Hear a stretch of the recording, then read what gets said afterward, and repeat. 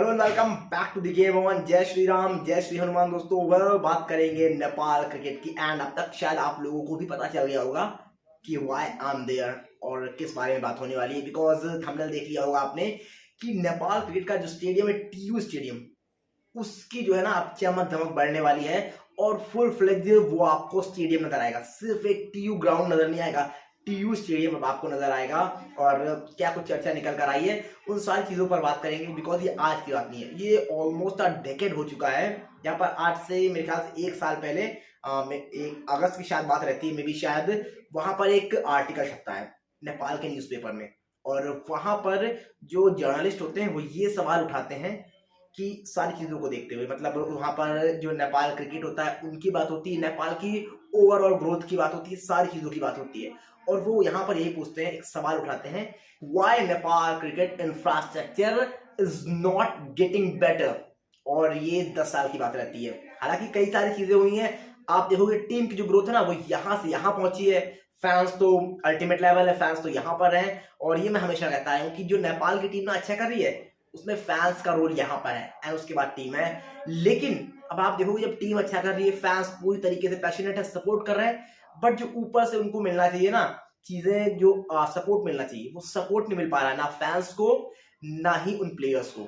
उसी को लेकर वो सवाल रहता है कि नेपाल क्रिकेट में बेहतर ग्रोथ देखने को मिली है, but why Nepal cricket infrastructure is not getting better, बल्कि वो तो और खराब होता जाता है आप कहते हो। लेकिन चलिए फिर भी थोड़ा सा आपको बिल्कुल थोड़ा सा मतलब आप कहोगे प्लेयर्स को सपोर्ट मिला है, पहले से अच्छा हुआ है। लेकिन यार आपके पास एक प्रॉपर ग्राउंड तो होना चाहिए, एक फुल फ्लेज स्टेडियम होना चाहिए। और उसी के चलते केपी ओली जो अभी रिसेंटली प्राइम मिनिस्टर बने हैं नेपाल के, उन्होंने जो एक पूरा का पूरा वो मास्टर प्लान तैयार किया है, बजट निकाला है, वहां पर 62 करोड़ का वो बजट है।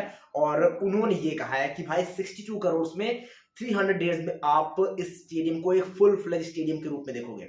हालांकि 300 days is too fast time कि आप इतनी जल्दी स्टेडियम को बिल्डअप कर पाओ। और यहाँ पर कई फैंस ने भी सवाल उठाए कि भाई 300 दिन छोड़ो, 3000 दिन की यहाँ बात करो तो शायद कुछ हो सकता है। हालांकि उन्होंने ये मजाक में कहा और वो इस वजह से कहा कि नेपाल क्रिकेट की हिस्ट्री रही है ऐसी, वादे किए जाते हैं बट वादे पूरे नहीं हुए हैं।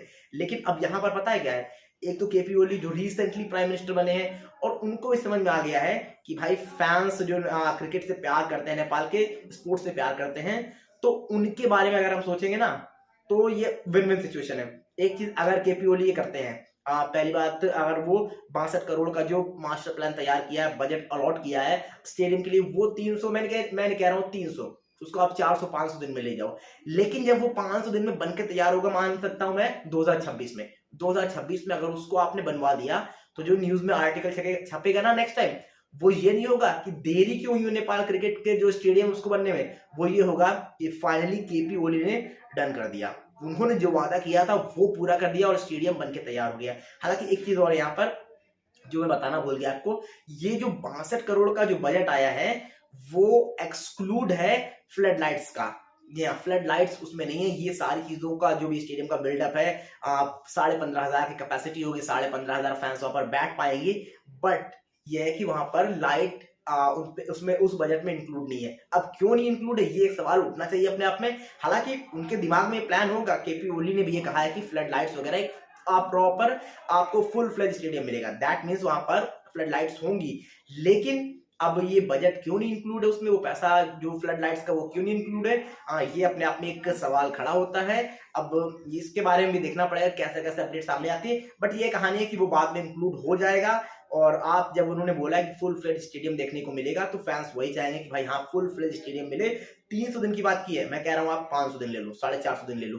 2026 तक स्टार्टिंग में अगर वो स्टेडियम बनकर तैयार होता है तो इससे बेहतर फैंस के लिए कुछ नहीं होगा। और ये दोनों के लिए बेटर है, पॉलिटिक्स के लिए भी, क्रिकेट के लिए भी। क्रिकेट के लिए फैंस को मिल रहा है, आप क्रिकेट को सपोर्ट कर रहे हो, एंड अगर चीजें फैंस और एक फैंस देखेंगे कि आप क्रिकेट को सपोर्ट कर रहे हो, देन आपने ये किया ना तो पॉलिटिक्स में आपको वोट जाएगा, तो पॉलिटिक्स भी बेहतर होगी नेपाल की। और फिर चीजें नेपाल क्रिकेट में बेहतर होते जाएंगे। फिर जो अपोजिशन पार्टियां भी होंगी ना वो भी ये सोचेंगे कि हाँ इन्होंने ये काम किया है, देन अगर हमको कुछ करना है ना तो स्पोर्ट्स के लिए बेहतर करो, अगर वापसी करनी है पॉलिटिक्स में जो भी सारी चीजें हैं। तो ये सारी कहानी रहने वाली है। लेकिन फिलहाल ये फैंस के लिए विन विन सिचुएशन है कि भाई स्टेडियम बन रहा है ना तो केपी ओली के लिए बेहतर चीज़ है कि हाँ, कि अगर सिर्फ वो वादा ना हो कि अगर वो काम करते हैं तो उनका वोट शेयर तो बढ़ेगा ही बढ़ेगा, उनकी रेपुटेशन बढ़ेगी, एंड नेपाल क्रिकेट के लिए, नेपाल फैंस के लिए बहुत बेहतर चीज़ होगी।